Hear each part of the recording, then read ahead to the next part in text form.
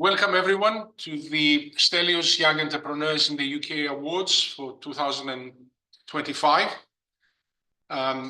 This is a hybrid event with the winners and some members of the foundation being at the London HQ at 34 Thurlow Square.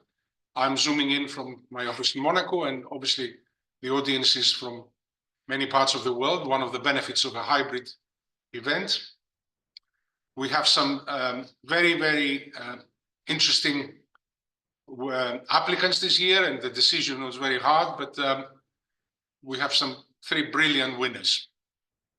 So I think we should start. Maya, can you share your screen and put up the presentation?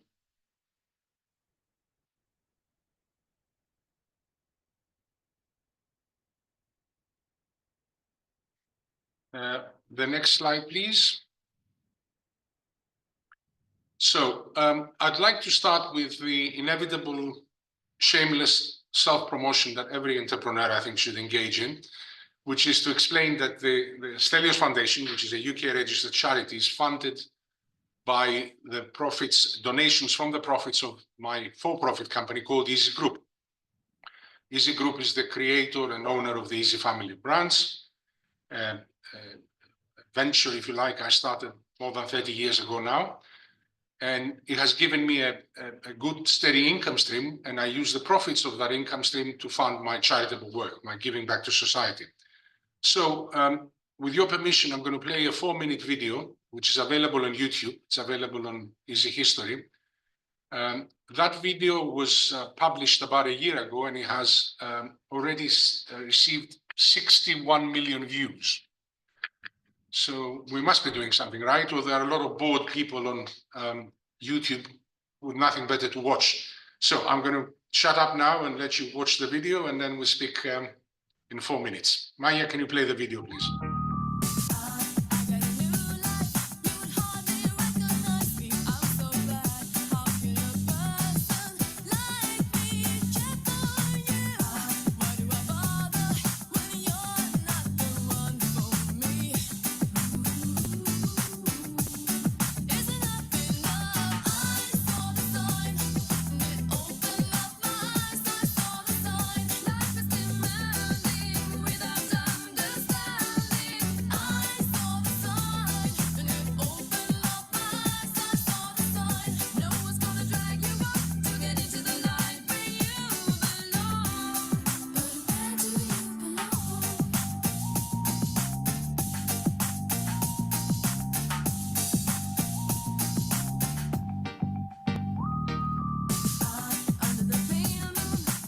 Stelios believes he can make flying as easy as getting on and off a bus, and almost as cheap. He spent £5 million setting up his own airline, starting with the Scottish routes.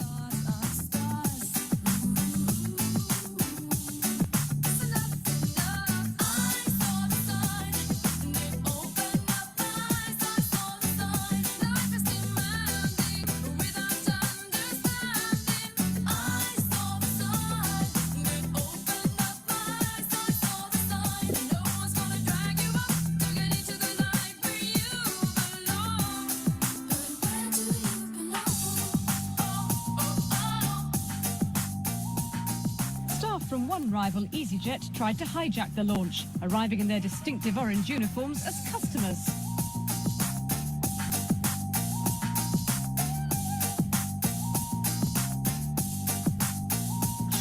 If you think the airline was crazy, listen to this.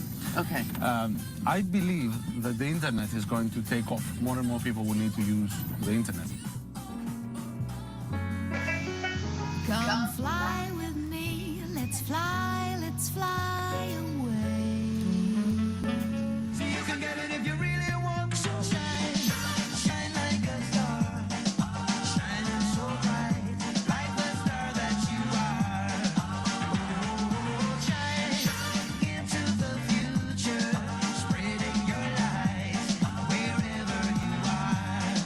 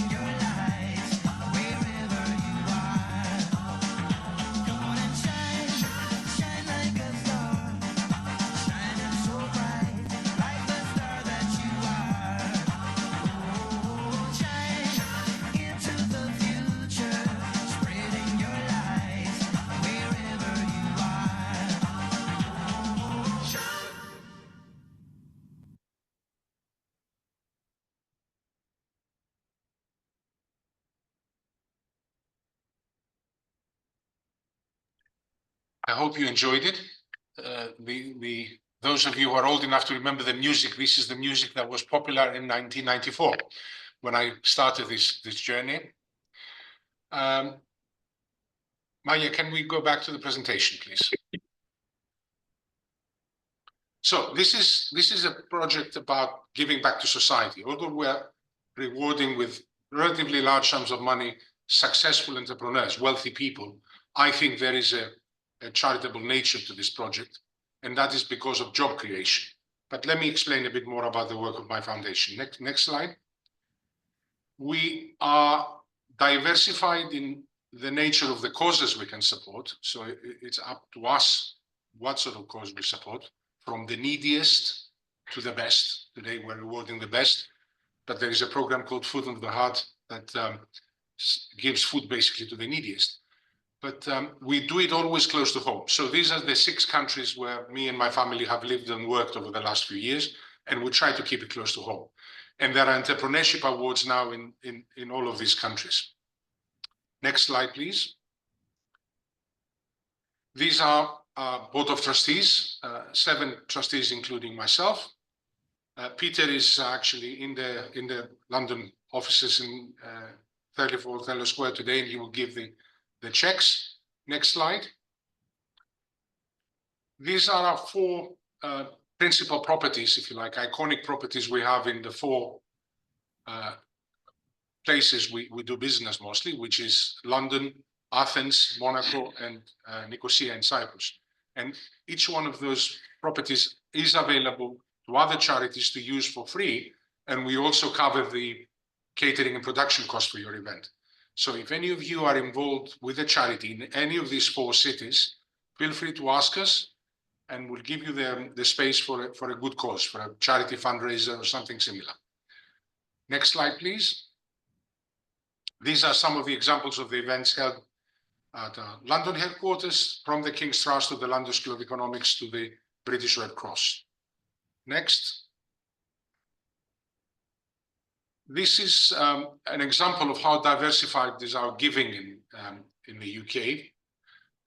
You might recognize many of the names on this screen, from UNICEF to the lifeboats, but equally we have another sister award to this one, which I've been running for 17 years and is going to launch again next week, which is for disabled entrepreneurs, which in my view is a very, very interesting combination of how you can give back to society by helping people with a disability to start their own business, because it's more difficult to get a job if you're disabled. And therefore, I think self-employment and being your own boss is the best way to succeed. And these are our winners from last year, and save the date. So we'll launch this next week, the 2nd of April, and we'll have the award ceremony on the 13th of June. Again, similar format, similar venue. Next slide, please. These are the scholarships at the 2 British universities I attended myself, the London School of Economics and the City University. Next slide. This is some of our work in Greece. I talked about the Food from the Heart. So hundreds of thousands of visits per month come and receive this snack, which you can buy in a supermarket for €1 and a bit. So I think these people need it, and we're there to help every day. Next slide. In Cyprus, again, as we speak, we're running an entrepreneurship award, but with a different angle, which is the bicommunal work. As most of you know, Cyprus is a divided island, and we're trying to bring the Greek Cypriot community and the Turkish Cypriot community closer together, because we believe that will create lasting peace and prosperity on the island of Cyprus. So we give prizes, cash prizes, to entrepreneurs who cooperate, who are willing to cross the line and do business with the other community. And this will be announced on the 11th of April in Cyprus. So stay tuned, because again, it will be hybrid, but it will happen on the 11th of April in Cyprus. Next event, next slide. This is some of the work we do in Monaco. The flagship program is the annual charity fundraiser with Prince Albert, the Sovereign Prince of Monaco, and the WWF. And last year we raised 600,000, 3.1 million in total so far. Next slide. So I am new to LinkedIn. I think I've been active for about a year, but I like it. I think it's the most professional social network. So I encourage you to scan the QR code here, and that will take you to the page of the London HQ of the foundation, so you can follow the events in London. Each of the other properties has its own LinkedIn page if you want to follow in another country. Next slide. So enough about me. Let's talk about the winners.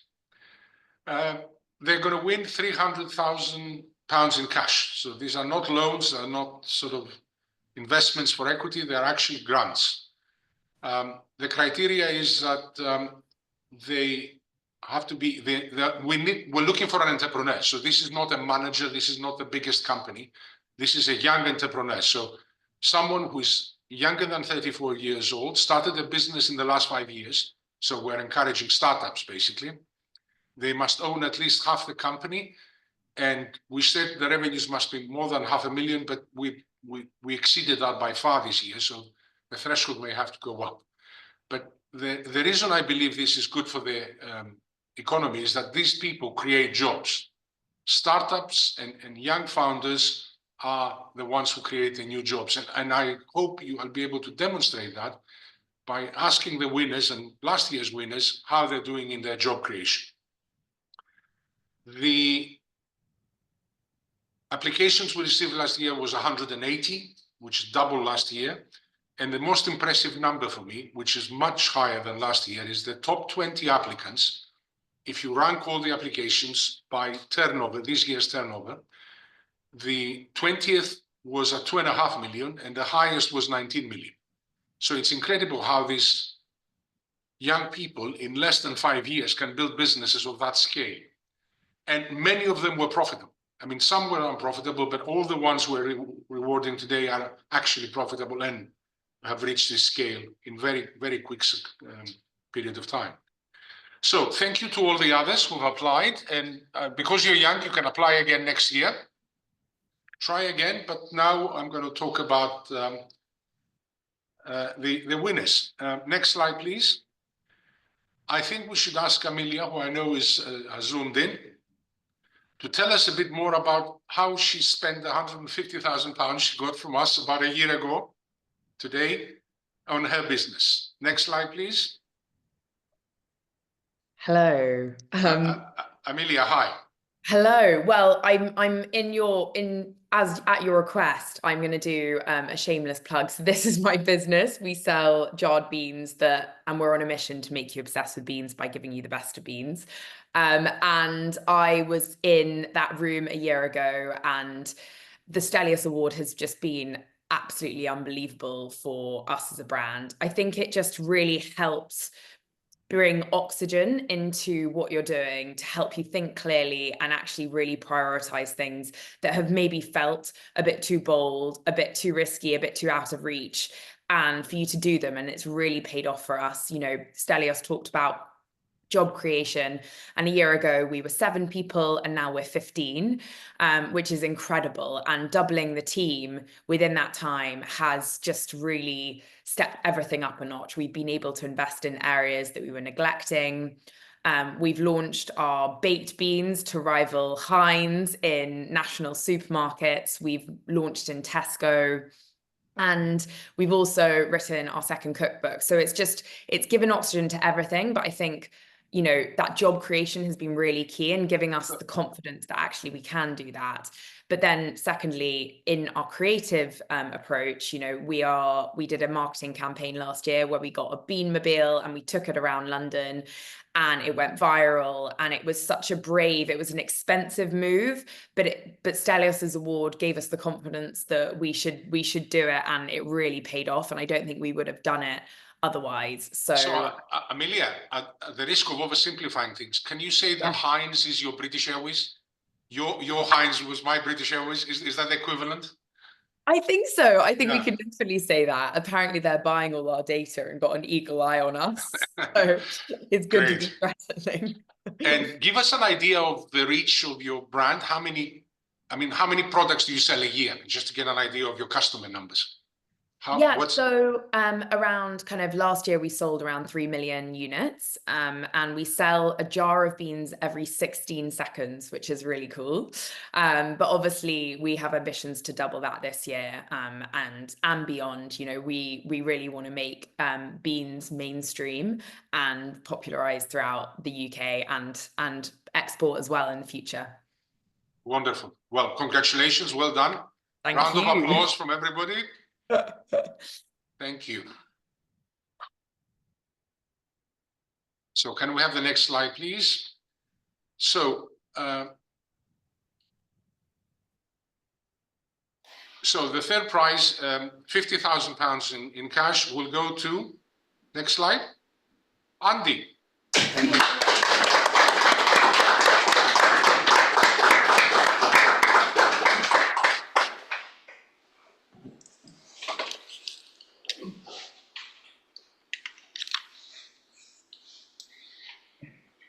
Well done, Andy. Thank you.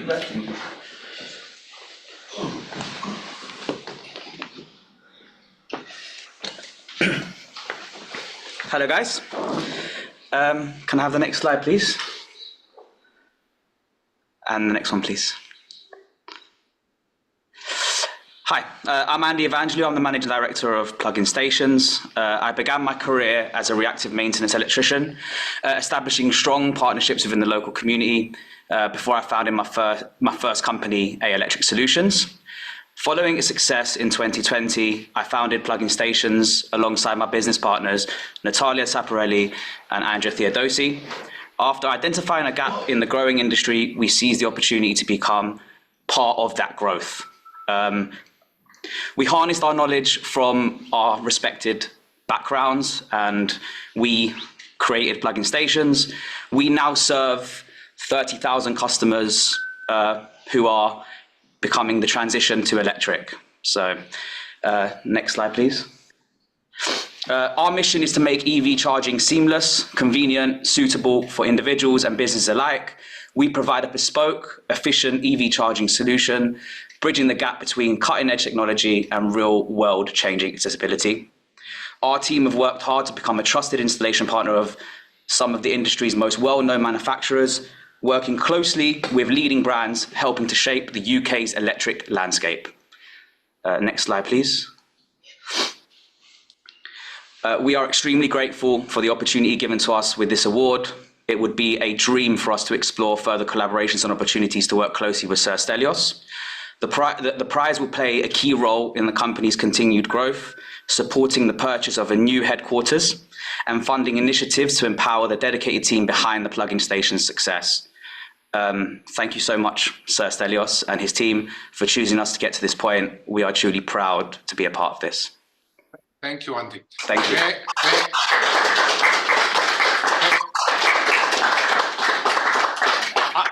Andy, do you mind coming back? I'd like to ask a couple of questions. Yeah, We're not going to let you off that quickly. This is obviously a new economy business. You couldn't have started this 5 years ago.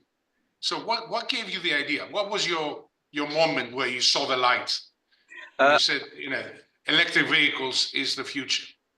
Yeah, if you asked me to put a bet on this today, I would say it's a sure bet. If you asked me to put a bet on it 5 or 6 years ago, it wouldn't have been as sure. I've been an electrician for 12 years, and we saw an opportunity that it could go that way 5 or 6. When did that happen? What did you see? So we started to get a few inquiries through the electrical business for car charging. We noticed that the government were giving out good grants for car charging, all types of grants for homeowners, for renters, for businesses, and we wanted to explore it. So when we had the opportunity, we wanted to niche it down. We wanted the business to be only and specialize in EV charging. And yeah, we gave birth to Plug-in Stations. And how many staff do you have now? We have 45 employed staff. Yeah. So from nothing, 4 years ago to 45 people, huh?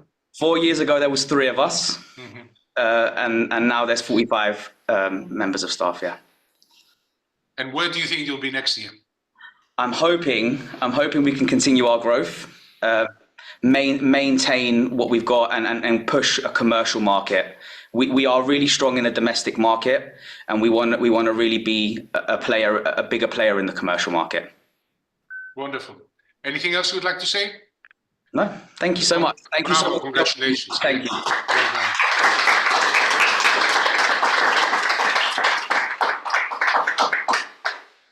So again, a new economy business is incredible. Created 45 jobs in 4 years.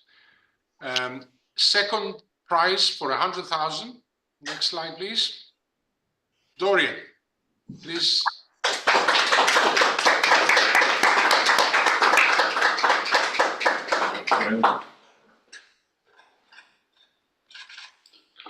Congratulations. Thank you.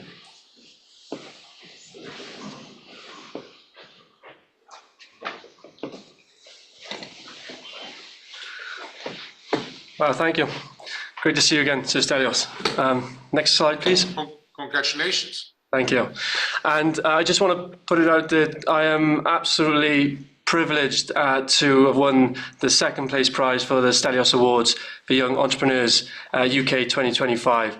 And I could not have got this far at all without the hard work of my team who are watching. So I just want to do a quick shout out to them. Thank you so much for all the hard work you do. I really do appreciate it. And it's your hard work that's allowed us to get here. Next slide, please. How many staff do you have? We have 60 staff. Wow, again, in less than 5 years. When did you start?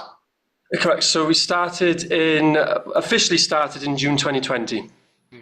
Well done. Thank you. Just to start with a little bit of a brief background about me. I won't hog it, I promise.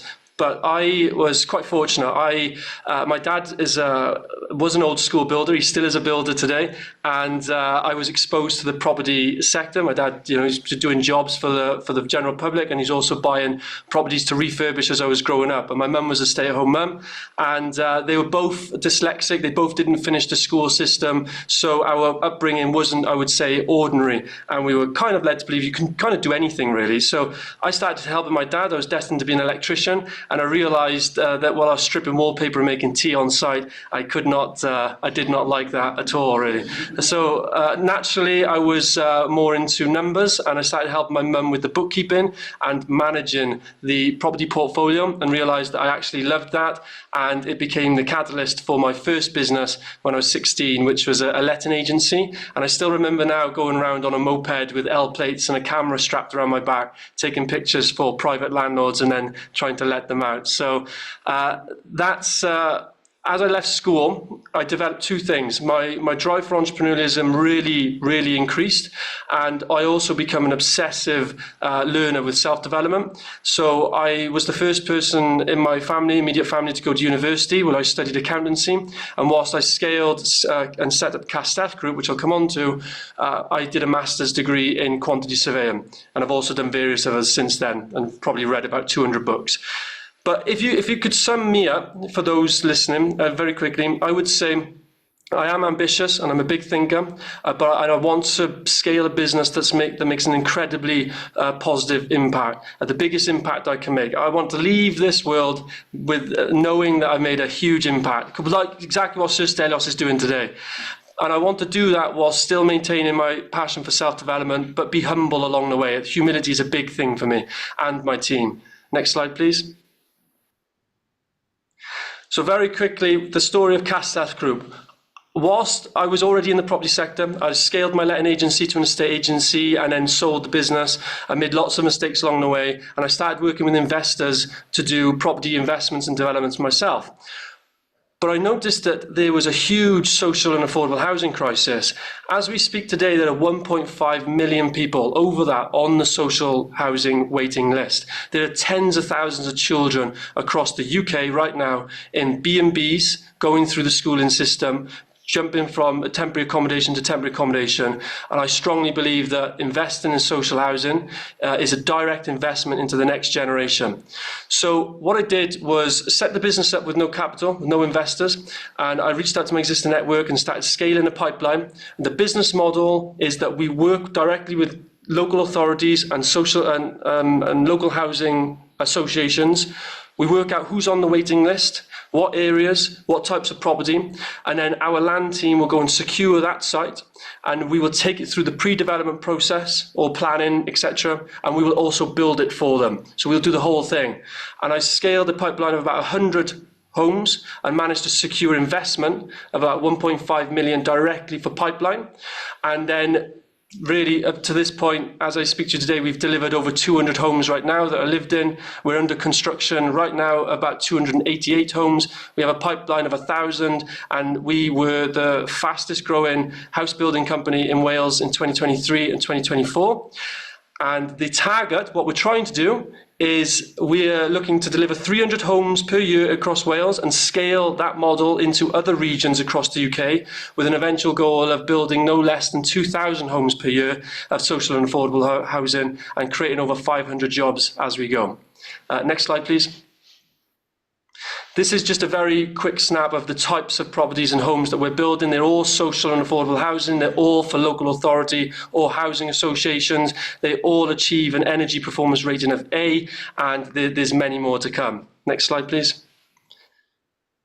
And finally, I'd like to just touch on how how Castell Group is going to take this amazing and generous grant, and it's going to do three things. It's going to help us fuel growth, fuel people, and deliver more social homes in Wales. We're going to invest in our existing pipeline. We have more homes in our pipeline that we genuinely can afford to deliver, and that this grant is going to go directly into helping us unlock that. Doing that is going to help continue our growth, which will directly impact job creation and apprenticeships. And also, as you can see from the map of South Wales there, we're going to hit each of those areas and provide a huge positive impact by partnering with charities, local clubs, schools, and driving public initiatives, which we do on every single site. So again, next slide, please. I'd just like to finish by saying thank you, Sir Stelios. Thank you to your foundation. Thank you to your incredible team. And I'm so grateful. And thanks again to my team. Well done, bravo. I'm going to ask you a few questions, so don't go away. Well done. When you actually articulated your plans, your targets, your growth targets, I was smiling slightly because remember, this is recorded. So I'm going to play the recording back to you in a couple of years and see whether you go to 2,000 homes a year. So it's good to be bold, and well done, and I hope you do get there. The best way to understand the reach of your business is, as you say, you build 200 homes in a year. That means you give homes to 200 families. The other amazing thing about your business, it is the one with the highest turnover. So you are the one with the 19 million projected turnover for 2025, which I think is very impressive. To go from nothing to 19 million pounds turnover. Thank you. In such a short period of time is very impressive. It's an old industry, with all due respect, isn't it? I mean, you may have innovated a bit in it, but it's traditional business. It's just there's a lot of avoidance around social housing. It's not. I know this is recorded, but it's not sexy. But it's vital. Absolutely. So, how many? You said 60 staff, isn't it? Correct.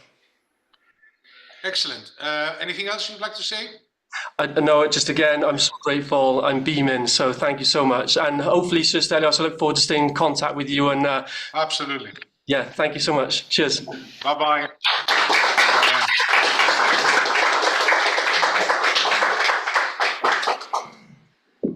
And of course, the first prize for £150,000. Ayaan.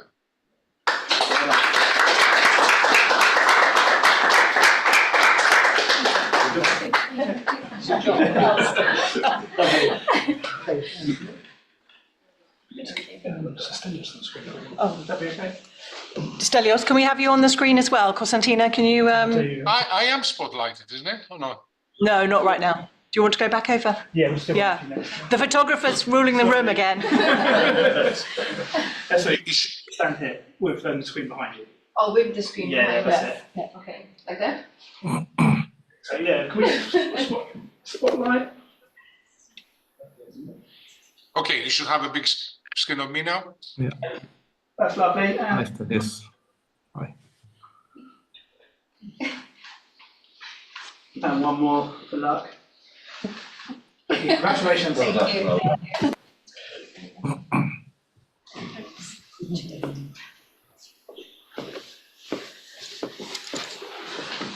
Yeah, perfect. Good morning, everybody. I would like to, I guess, start off likewise by saying thank you.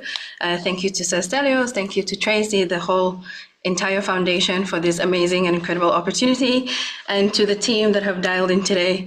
It's been a long journey and we would not be here without you. So I truly appreciate all your efforts. And I think there's one thing to note, that when you're an entrepreneur, you sort of start the company with this huge vision, and less the business becomes less about you and more about your employees. And if you're a good leader, you're sort of leading by something called servant leadership, right? And you're leading through the team. So next slide, please. Maya, next slide, please. Yeah, thank you. So a bit about me. I'm guilty of rambling about myself, not because... It's absolutely fine. Please do it. So I will make it quick. My journey in the UK started about 12 years ago when I came here as an international student.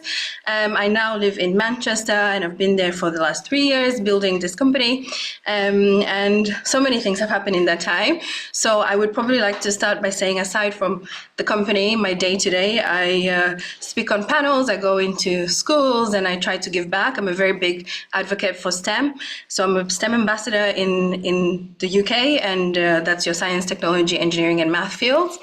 And these pictures are from the King's Award for Enterprise. And we had His Majesty's Deputy Lieutenant come into our headquarters and present us with our commemoration of a grant of appointment from the King, signed by the King and our previous Prime Minister. And I'm a self-taught coder. So 12 years ago, I sort of didn't fancy the partying at university, and I sort of spent a lot of time in my bedroom and tried to pick up a new skill. And so I taught myself how to code, and primarily this is where this whole journey started. So next slide, please. So what is the company and what do we do? I'm also very guilty of being too technical. So in layman's terms, I will try to go through this presentation. We are a robotics company, but previously we did start the company as a software business, and the software business was essentially helping SME businesses predict, improve, and automate their critical business functions.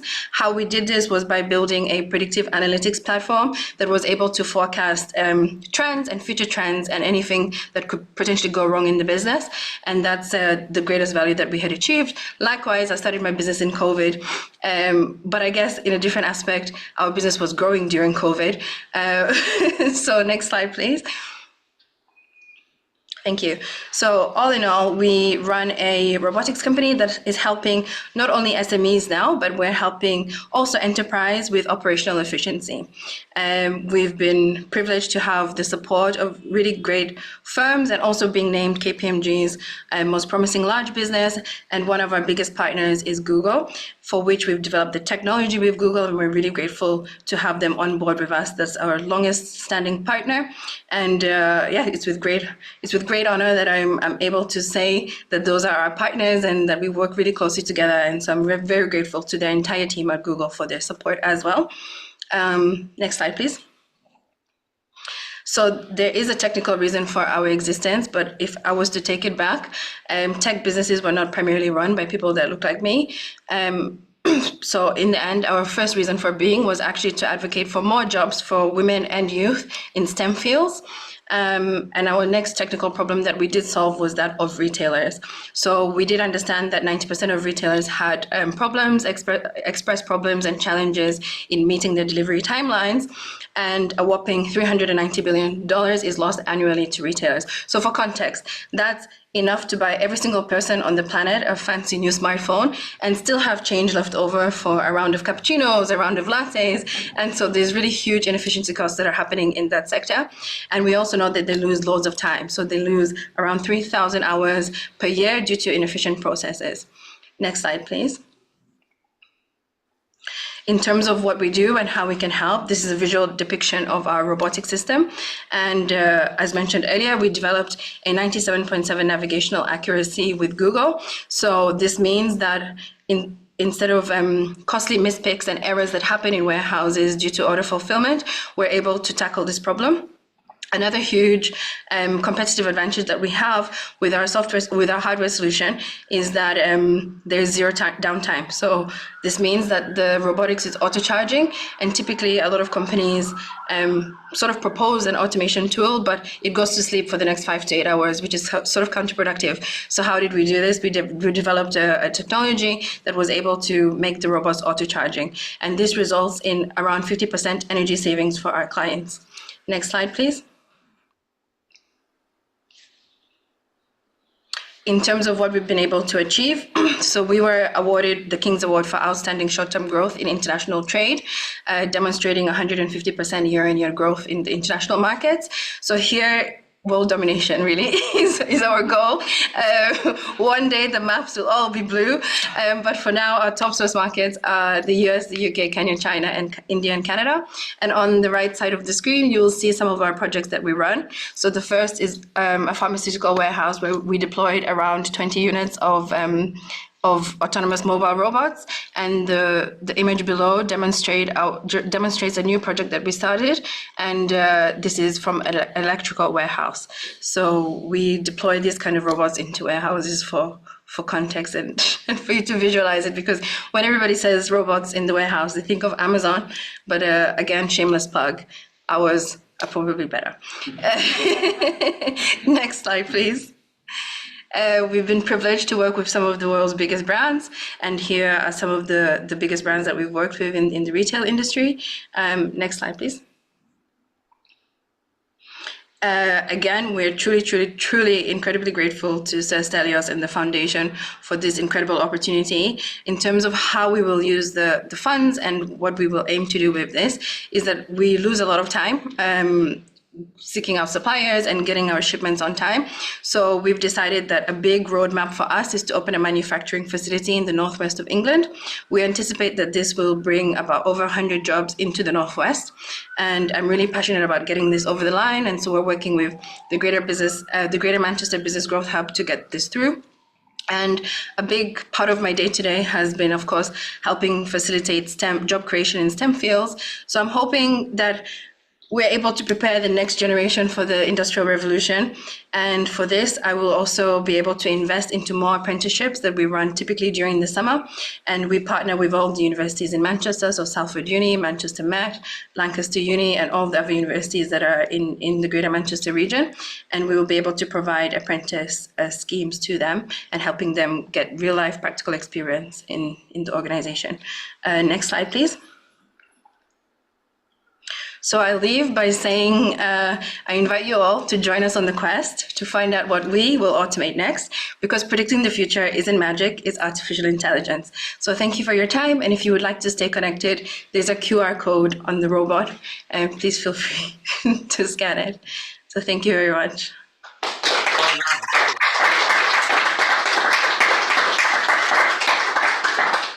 What an incredible journey. I mean, it was hard for me to understand your business. And as you know, I took my time to actually make the decision. And congratulations, you built something amazing. Tell us more about your customers. I'm trying to make it even more sort of understandable to our audience. You basically go and find a retailer that has a warehouse and you help them automate it with these robots. Yes, okay. So the whole end goal is to help them optimize order fulfillment. So when you order something online, how many of you are guilty of checking your tracking pages multiple times in a day? So we're the people that help you receive your orders on time and help you receive your orders quicker. And how many staff do you have now? So we are a team of 25. We were a team of 10 for a really long time. And then we jumped from 10 to 18 towards the back end of last year. And now we're 25. And the teams are all across the US, Kenya, Dubai, and in Manchester. So we have quite an international team. And did you tell me that you're planning to bring manufacturing now in the UK? They'll create more jobs, isn't it? Yes, exactly. So tell us about that. Yes. So instead of us, currently, we're losing a lot of time having to seek out our suppliers and getting our shipments on time, etc. So what we aim to do, and what we initially had done, was to mitigate this. We bulk ordered a lot of hardware and kept them in a storage facility in Manchester and in all the other regions that we operate. Where are they made? Is hardware now? China. China. Okay. So as is normal nowadays, built in China, shipped to the UK. And what are you planning to change about it? We want to bring that whole in-house the manufacturing capability in-house. So we want to be able to manufacture the hardware ourselves. And people always advise me not to do that, but I think if I listened to everybody, we wouldn't be here. So I'm very passionate about doing this manufacturing facility, and I really hope that it will create long-lasting impact in the Northwest. And of course, the Northwest is always known for the Industrial Revolution. The first computer came from the Northwest, so we hope to carry on that story as well. Great. One last piece of advice. We have a number of intellectual property lawyers on the call. Yes. So I think you should speak to some of them about your patents, because I think it's very important that you have a patent on all these things. Yes, amazing. Because we know that we're eligible for 27 patents, but for now we've only filed for 4. So we would love to speak to any IP lawyers that are on the call. So, great. Yeah. Fantastic. So well done. Congratulations. Thank you very much.